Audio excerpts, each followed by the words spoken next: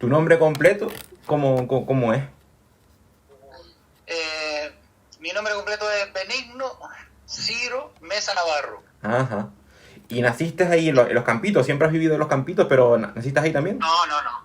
No, no, yo nací en Taco, Ah, por mira. encima de mi área. Mm. Aquí nací en el cuarto baño del Chozo de la Vieja. Y después, pues, emigré muy pronto, con 5 meses a Venezuela y vine con 5 años. Ajá. Y seguimos viviendo ahí en Taco y tal. Sí. Y mis raíces son de ahí, bueno, son gomeras, ¿no? Pero Mm. mi padre y mi madre. Sí. Pero mis raíces son De Taco. de Quipude, Ajá. Sí, sí. ¿En qué año naciste? en el 59. En el año 59. ¿Y siempre te has dedicado a la música o lo has compaginado con otras labores, con otros oficios? Sí, siempre me he dedicado a la música. De hecho, tuve una época que viví de cuando fundamos las escuelas municipales, por ejemplo, en Arona, en Garachico, Sí, sí. y después la peluquería, que estuve 21 años con la peluquería y había días que cerraba la peluquería para ir a dar clases. Es decir, Joder. al colegio. Yo llegué a tener 11 grupos Mi madre. de lunes a sábado, 11 grupos. Iba a 2 grupos por día, aquí, allí, arriba y tal. ¿Cómo se aguanta eso? Bueno, se aguanta porque naces y me gusta. Sí. Aunque hubo un momento que tuve que empezar a dejar grupos porque me sentí un poquito, subí a los escenarios y digo, coño, y no había la hora de terminar para irme, y qué está pasando aquí, no estaba disfrutando. Entonces empecé a cortar, por eso, porque tenía mucho. Es que uno se tiene que asquear porque es que es tanto tiempo dedicado al folclore, por mucho que a uno le guste, tiene que cansar y el troteo de ir a un sitio a otro, de estar a una hora aquí, una hora allá, una romería, un baile de magos, una actuación, eso cansa. Sí, hombre, ya eso es diferente. Ya el tema de las romerías y los bailitos de magos y eso, que es lo que uno, para lo que uno trabaja, ¿no? Eso ya es otra historia. Ya te digo, llegó un momento en que tuve que empezar y sin embargo, ya te digo, yo todavía ahora mismo me pongo los programas, los pocos programas que hay de folclore, y oigo una folía y me erizo todo. Me ponen los pelos de punta. Pues eso es bonito y que nunca deje de estar. Sí. Por supuesto. Sí. Sí. Y mira, cuéntame un poco cómo empezaste en el mundo de la música. ¿Cómo fue eso? Porque imagino que lo de tocar el timbre, tocar la guitarra, tocar los instrumentos de púa, más o menos eso iba junto, ¿no? ¿Fuiste aprendiendo todos así según se iba terciando? ¿Cómo fue? Sí, todo fue. A mí, mi instrumento favorito siempre fue el laúd. Ajá. Y claro, mi padre fue un parrandero. Fue un parrandero porque ya no vive. Fue un parrandero ahí en Quipude, en los bailes que hacían y tal. Y a él le gustaba eso. Y de ahí empezamos. Y entonces empezamos a ir a gente amañada por ahí en los barrios y tal, a aprender. Y después, en alguna academia que estuve. En el conservatorio duré poco. Porque también me gustaba jugar la pelota. En fin. Y de ahí empezó todo eso. Y después empezamos en grupos, ya los grupos no se saben ni por los grupos que he pasado ya. Mis inicios fueron en el Sobradillo, una rondalla que ya muy poquitos quedan. Y después de ahí me vine a Taco, con la Vinqueni de Taco, donde surgen los parrandas de Taco, la legendaria Vinqueni. Sí. Con África Alonso y tal. Con África tuve 9 años también aparte. Sí. Creamos un grupo aparte y tal. Y ahí fueron mis comienzos en Taco, todo en Taco. ¿El grupo del Sobradillo cómo se llama? ¿Cómo se llamaba? El Carmen. ¿Cómo? Se llamaba El Carmen. Eso fue hace 55 años. No, o sea que... Apenas había casa. Apenas había casa por ahí, por Sobradillo. Ahí se fundó ese grupo. Sí. Y para ir a cantar los divinos por las casas.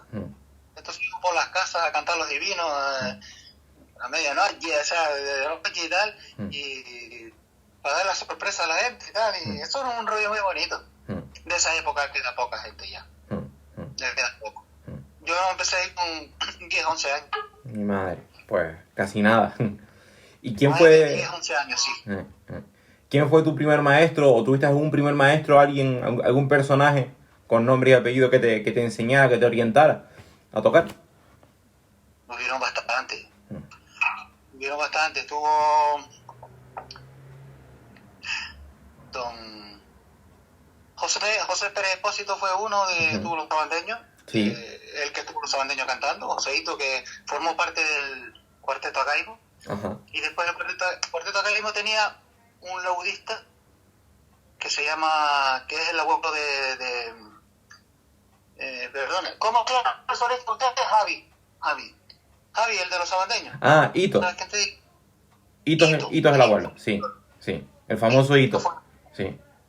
Y yo aprendí de los discos que trajo mi padre de Venezuela, del Cuarteto Acaimo, que estaba Hito, el abuelero, estaba Dacio Ferrera, Candelaria Martín Reyes, la Diabla, estaba Joseito Pérez Espósito.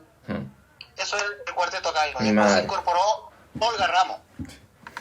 Y todo yo lo imitaba donde quería que yo lo imitaba. De ahí que me pasó una anécdota con él, porque una vez fui a cantar a Pedro Álvarez hace muchos años ya. Sí. Estaba María Alpino, que era una jovencita, una pibita, en Pedro Álvarez, ¿de acuerdo? Y yo empecé a tocar ahí con África Alonso y tal, y se me acercó un señor y me dijo que dónde había aprendido yo, y yo le digo que de un disco que trajo mi padre de Venezuela. Entonces le digo, ese soy yo, y era Hito. Y a partir de ahí empezamos a coger amistad. Mi madre, pues tremendo el quinteto ese, vamos, oro. Los cinco punteros. No de la punta, pero sí punteros del folclore. Sí, eran... Me acuerdo de verlos vestidos de mago. Porque donde yo tenía la peluquería había uno de ellos, que era Joseito. Y lo vi a venir ahí, que iban a tocar cuando estaba Candelaria. Te digo, Olga Ramos, que también formó parte de ese grupo. Caramelo. Sí. Me suena, sí, el Caramelo sí me suena. Y bueno, ¿qué conocimientos te transmitieron esta gente? Los imitabas, los veías, pero tu maestro, el que mencionabas antes, ¿qué te enseñó? ¿Te enseñó los primeros acordes? ¿Te enseñó cómo era eso? ¿Tocaba las melodías, por ejemplo, con el laúd y tú las cogías de oído? En este caso sí, con ellos escuchando, ¿no? Pero... Así, de melodías, y yo la cogía así de oído, porque no sé leer, ni en aquella época menos. Y tanto eso como en la radio. En la radio había un programas punteros que era como La Ronda, hasta la sintonía de La Ronda, de tanto oírla, pues antes era eso. No teníamos las academias que hay ahora, y antes era todo a base de oído, y cualquier cosa que uno oía, ya nada más coger el instrumento y enseguida lo iba a hacer, ¿sabes? Sí. Contaban la anécdota que la gente, esto lo contaba Fernando, el profesor, que muchos de ellos iban al cine y entraban 2 o 3 o 4 o 5 veces a ver la película para copiarle la canción que les gustaban, después sacaban, la tocaban y si tenían dudas volvían a comprar la entrada otra vez, volvían a verlo otra vez y así sacaban las canciones de la época, ¿no? Sí, te lo creo. Y hombre, yo también toqué en el Sobradillo, habían laudistas buenos en aquella época que ya no existen, ¿no? Que fueron parte. Y después estuve con Lázaro, otro folclorista que tocaba en el Mensei. Después estuve con Néstor, otro laudista, Néstor de la Cruz. Y yo que sé, fueron tantos. Y después vino otra etapa de niña con carnaval desde el año 70. Empecé a salir en el carnaval. ¿Con las rondallas? Con las rondallas, sí. Algunas de ellas ya existen. Sí. ¿En cuáles estuviste? Estuve en San Sebastián. Esa no existe ya. En el año 70-71, sí, ya no existe. Y después estuve en la Unión Artística al Cabo, que fue mi rondalla. En la Unión Artística fui discípulo de Faustino. Faustino Torres. Entonces yo iba a su casa a ensayar a Somosierra. De niño me llevaban y después de morir Faustino, pues me fui a la Masa Coral. Estuve con el maestro Daria. Después de la Masa Coral, el campo tuvo 2 años sin salir. Me fui al Círculo de Amistad con Aníbal, otro maestro, Aníbal Pérez. Joder, que maestro que él. Aníbal Pérez y Tito Fariña también. Sí, con esa época. el maestro Fariña. En la escuela, Sí. Y Fariña, Adán en el coro. Sí, sí. Excelente dirigiendo. Y después de ahí me volví a ir al Cabo otra vez. Y después, hasta que, yo qué sé, empecé a meter gente de los alumnos míos ahí en la rondalla y tal. Sí. Y después de salir, y salí un año con los Mames.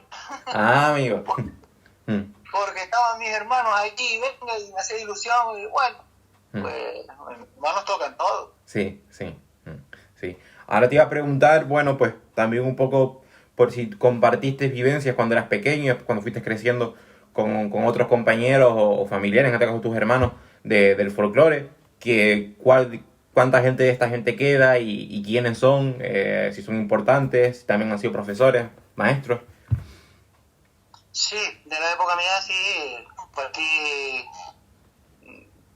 yo qué sé, llegamos a tener hasta un trío, hay mucha gente que se ha alejado de esto, otros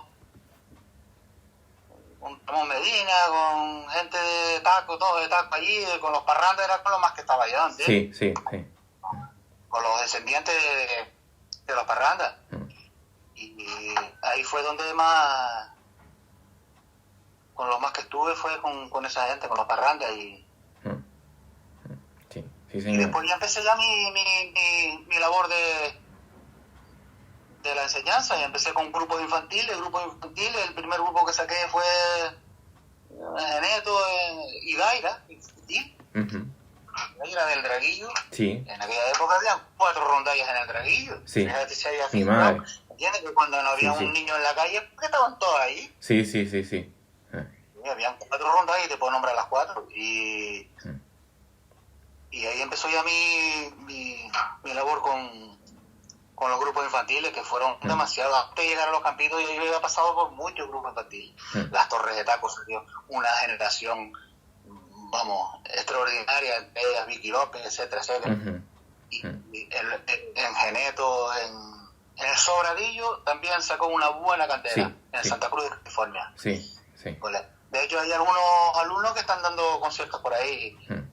Hay algunos que están en Los Ángeles, que ha grabado discos. Tengo un alumno ahí que se llama Julio Montero, que su primer disco me lo dedicó. Y ahora está en Manhattan, creo que está ahí en Estados Unidos. Ese chico que imagino que es guitarrista, imagino. Uno de los mejores. Ajá. Uno de los mejores arpistas del mundo. Ajá. ¿Y qué instrumento toca él? El arpa. El arpa. Yo lo empecé a iniciar con el laúd. Sí. Y es de estos niños que nacen que quieren ser como su profe, que quieren aprender de todo, y después con el timbre, después con la guitarra, después con... Y hasta que era tanto lo que gustaba, de hecho su padre no estaba de acuerdo nunca, hasta que llegó y emigró, y mira dónde he llegado. Bueno, tremendo. ¿Y se acuerda del maestro y te dedica al disco? Sí, me dedica a su primer disco, es cosa que me emociona. Pues claro que sí, porque sembraste ahí la raíz, la semilla, el germen de su...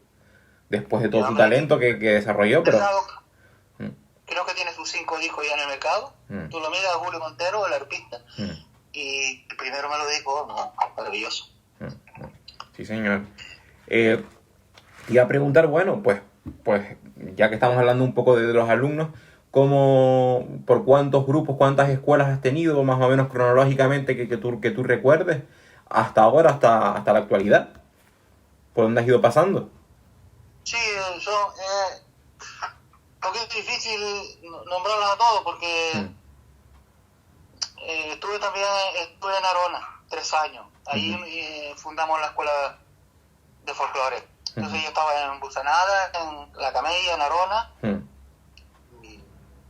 y el Valle San Lorenzo, sí. Y ahí también se salió mucha cantera. Después, yo qué sé, las canteras aquí estuve en la Caleta Interior, yo qué sé. Por toda la isla. O sea, pero en sitios distantes, ¿no? Hasta en La Gomera. También estoy dirigiendo un grupo en La Gomera. Pero así de escuelas infantiles, Las Torres de Taco, que fue uno de los más numerosos. el Sobradillo, no sé, hasta el colegio militar este que está aquí en la Cuesta también tuvo. Sí, sí. Y después fue cuando retorné a Los Campitos, el año 90 y algo. Y aquí pues también creé otra escuela que duró 22 años, duró. Otra escuela infantil. ¿Hasta ahora? Sí, y de aquí, no, ya no existe. Ya no existe. Hasta el año pasado, porque estaba mantenida ahí con 5 o 6 niños, por esto, porque los llamábamos a los programas y tal. Sí, sí. Porque esto está un poquito en decadencia, ya. Sí, después también me costaba buscar los músicos, ¿entiendes? Los músicos eran los mismos niños que habían salido aquí, que ya estaban en otros grupos dando clases y tal, y siempre estaban ligados, y para contactar con ellos para una actuación, porque ya, incluso pagándoles y tal, pero ya estaban comprometidos y eso era un problema. Entonces hasta que decidimos, venga, vamos a dejar esto porque no tiene... Y de ahí, de esa escuela de Los Campitos, han salido niños y niñas timplistas que hoy en día pues tú veas y digas, coño, pues están despuntando, tienen un futuro bueno como timplistas. Sí, han salido. Han salido unos cuantos.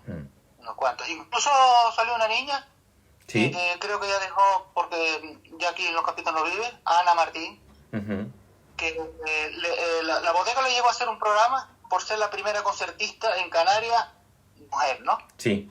Y le llegó a dedicar un programa a ella.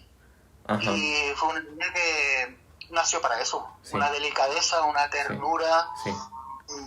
Vamos. Y hubo un momento en que ya yo, un poco más, tanto ella como tuvo Néstor, que es hermano de Eduardo, que está en Paranda Cantadores, otros dos niños muy buenos, y Darío, Darío Cabrera, el que está ahora dirigiendo a los Encantadores, sí. Coordinador musical de Noche de Taifa. Sí, también. Ok. Todos esos niños, ya yo no tenía que enseñarles. Entonces, pues aquí apareció mi tocayo Benny, Benny Baute, cuando antes de emigrar a México, sí. Y él montó una escuela ahí en el Concorde en Taco que los puso, pero vamos. Sí. Y grabamos un disco ahí precioso. Y Benny los completó de... Sí. Nada, ya yo no tenía que enseñarles a esos niños. Sí. Casi nada, Benny Baute. Personaje tremendo. Que, aprovechando que sale el nombre, que Benny Baute es uno de los personajes que estaba interesado yo en incluir aquí en el trabajo. Pero que entiendo que a lo mejor por sus condiciones de salud, pues quizás no me va a ser posible entrevistarlo. ¿Qué recuerdos pues tienes del legado de Benny Baute como músico y como timplista especialmente? Aunque él sea más bien requintista, ha destacado más como requintista que como timplista, pero también como timplista ha sido muy grande. ¿Qué cosas me puedes decir de él, de su trabajo, de cómo daba las clases, de su formación? Sí, yo te cuento. Benny lo conocí yo en el ciclo que está. Era un niño y empezamos a tocar y tal, y yo veía que el niño tocaba la bandurria. Y entonces de ahí pues empezó a coger amistad y todos los fines de semana se iba a quedar a mi casa. Y yo en casa tenía un requinto. Sí. Y él a veces lo cogía y se ponía allí, y después, posteriormente él entró al conservatorio, empezó con la guitarra y tal. Sí. Estuvo con Manuel Dorta, en fin, con aquellos grandes músicos. Y ahí empezó él a especializarse con el tema del requinto. Y eso era, vamos, yo tenía la peluquería, me aparecía ahí cuando estaba conmigo, me iba para la peluquería conmigo, tocando ahí mientras yo cortaba el pelo a la gente. Y esto era una gozada ese niño. Eso fue, yo creo que ha sido uno de los más grandes que ha salido de aquí, de este territorio, como requintista, ¿sabes? Sí, Han salido buenos. Sí. También tenemos a Marco del Castillo. Sí. No sé si saben quién es. Sí. También fue alumno mío en el colegio del Chorrillo, que también estuve dando clases allí, por cierto, sí. También estuve dando clases allí. Casi nada. Marco del Castillo.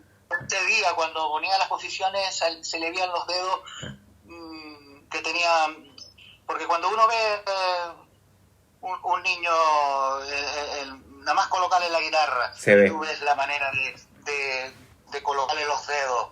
Y ahí se sabe si el niño o la niña vale para... No es que vale, sino que puede aprender más fácil Sí. con más posibilidades que los demás. Sí. También he tenido niños sin oído. Sí. Y aquí no se puede discriminar a nadie. Sí, sí. No, para nada. He tenido niños sin oído. ¿Qué pasa? Que a lo mejor han llegado los padres y te han dicho, oye, que yo estoy pagando una cuota, ¿por qué mi niño no toca como la niña esta que te nombré, Ana Martín? Digo, ¿cómo le explico yo? Sí, sí. ¿Sabes? Son cosas que le gustan más a los padres que... Sí. Porque el tener oído es el 80%. Sí. Ya eso es el 80%. Y después viene lo demás. El trabajo y el sacrificio, sí. Sí. Y eso lo dice mucho también mi amigo el Colorado. Ajá. Siempre lo dice. El tener oído, el niño que tenga oído ya es el 80%. Lo demás... Sí, señor. Me contabas entonces que bueno, que el amigo Benny pues se pasaba muchos ratos en tu peluquería tocando. Y después, ¿cómo fue su salto al timple? ¿Por qué decidió tocar el timple? ¿O cómo fue la cosa? Porque tiene un disco grabado, creo. Sí, después ya... después yo lo metí conmigo en los Majuelos, que estuve 15 años en los Majuelos, lo metí conmigo en los Majuelos y después ya él se metió en el trío, no sé si tú con Guayaquil, y ya perdimos un poquito el contacto y tal, después empezó ya con el tema del timple y tal, y él montó una academia allí en Concorde. Sí. Yo nunca lo vi pero los chicos que iban allí tampoco cobraban. Los que iban allí, eso era una hora que le dedicara a un niño, eso era... Porque el tema de la enseñanza no está no solo en la sabiduría, sino en saber transmitir. Sí. ¿Entiendes? Sí. A un niño no lo puedes tener tú... Yo he tenido niños con 4 o 5 años, no lo puedes tener una hora sentado en una silla. Entonces tienes que ir buscando un poco. Yo me he puesto con los niños a hacer dibujos en la mesa y los chiquillos cantando. Y yo con la guitarra detrás. Sí. ¿Sabes? Sí. Para irle poniendo... una hora en una... Sí, señor, para tratar de ponerle la semilla, aunque sea de una forma inconsciente, que los chicos no se den cuenta que están aprendiendo, pero están aprendiendo. Claro. Después, sobre todo a los críos, lo más que les gustaba es cuando se sube a un escenario, le ponen un micrófono y ellos se sienten protagonistas y tal. Y claro, al niño, lo haga bien o lo haga mal, siempre el público, coño, el público siempre, los abuelos, los padres y tal. Están orgullosos, sí. Sí, ellos se ven y se sienten protagonistas. Y ya no te digo en una actuación, sino... la cantidad de programas de televisión que yo he grabado y ahora me va a salir un programa que lo dieron en el 2001 y voy para allá, para Las Palmas para recordar ese programa, para recordar uno de ellos, sí. Y ya te digo, hace casi 20 años, ¿no? Sí. Pues los niños estos ya están por ahí, unos han dejado de cantar, otros han dejado de tocar y otros están dando clases. Como es el caso de todos esos niños, de José Luis, de César, todos estos niños, Cristinita que está dando clases por ahí, Arodi, todos estos niños han creado, y yo también les he buscado grupos también para que se busquen la vida. Casi nada. Más que, aparte de maestro, también padrino que ayuda y enfoca el camino un poco a los chicos. Sí.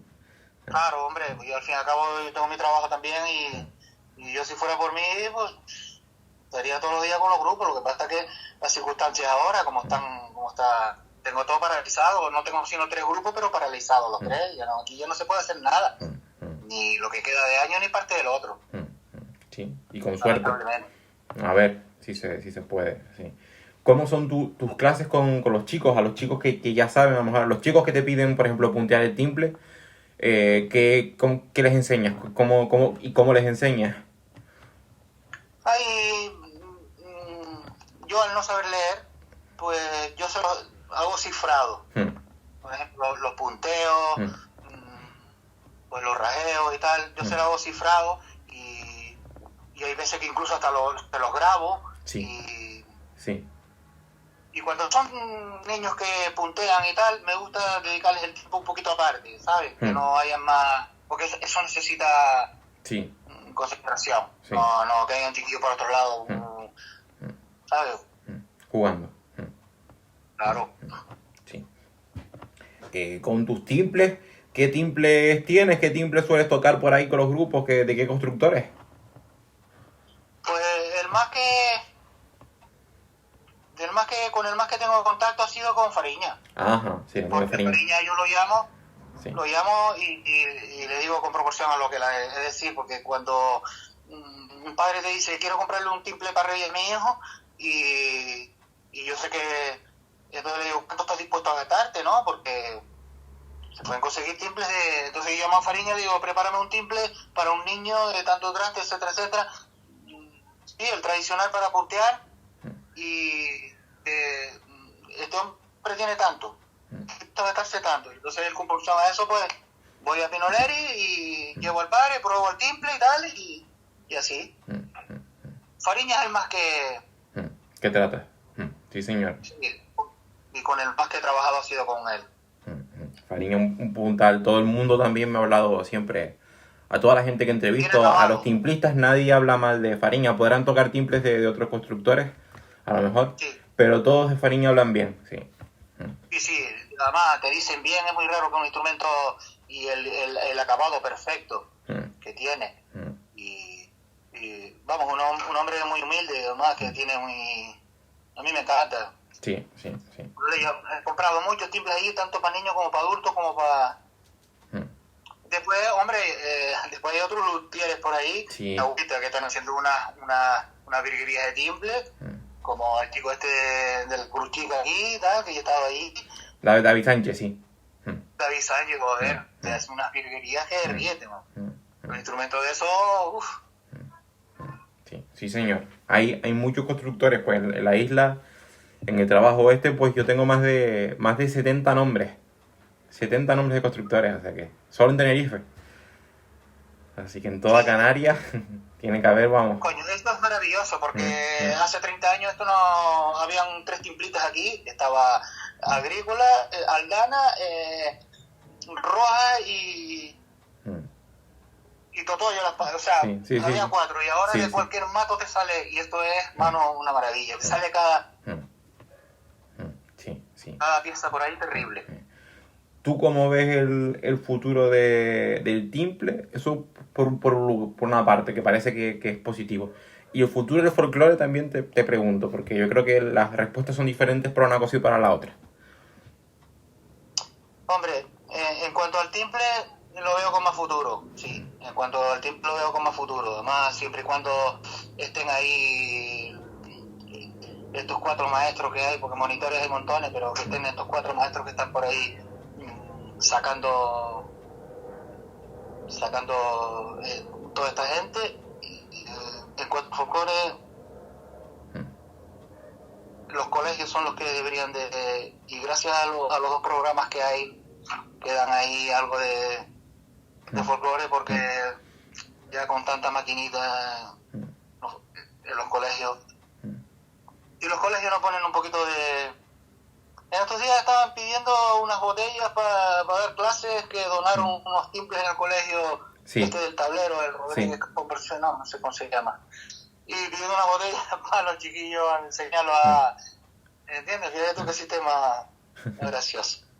Y que habían donado unos timples, una cantidad de timples, no sé si era Cagador, no sé quién, para dar clases a los niños y tal. Y yo, coño, esta iniciativa está bien en los colegios. Deberían de ponerlo como parte de una asignatura más, ¿entiendes? Eso pasa como el tema de otros deportes y de la lucha, en fin. Si no no promocionamos esta cantera, pues estar con una maquinita ahí todo el día no puede ser. ¿Tú crees que el folclore está, por así decirlo, o mal llamarlo de alguna forma, está un poco pasado de moda o perdió el fuelle que tuvo hace unos años que se veían más grupos? Yo recuerdo escuchar que hubo una época que en La Laguna había más de 80 grupos de folclore, solo en La Laguna. Sí. Bueno, y eso va un poco en función con los tiempos. Pasó la fiebre del folclore. Sí, ya se pasó un poquito ya la fiebre del folclore, ya se está perdiendo un poquito la esencia, la naturalidad. Y ten en cuenta que los 4 grupos que consideran grandes ya se están desviando, vas a oír una folía y ya te cuesta para identificarla. Y como no enseñemos, porque yo siempre he ido yo por el tema de la pureza. Entiendo que cuando se toquen folías que se sepan, ya habrá tiempo de hacerle un adornito o una segunda voz y tal, pero que se enseñe un poquito la autenticidad, para que no se pierda. Y después vienen las imitaciones. O sea, el que no imita a Ezio, el que no imita a Maribí, el que no imita... ¿Entiendes? Ahí también yo juego un poco con eso también. Yo tampoco puedo enseñar el estilo que yo quiero, niño, pero sí siempre procuro que sean conscientes que busque su propio estilo. Sí, porque eso es una cosa también interesante, ¿no? Que he hablado yo alguna vez.